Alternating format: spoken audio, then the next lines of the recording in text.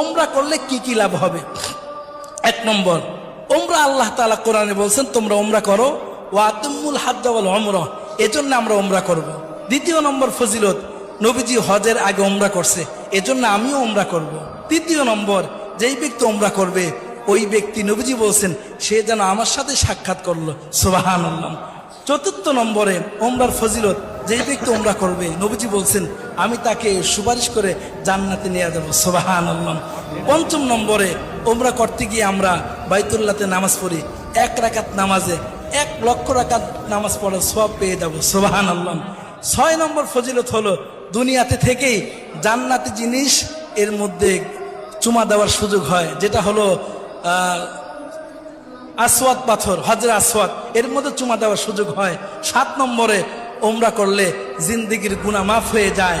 8 নম্বরে, ওমরা করলে দোয়া কবুল হয়। 9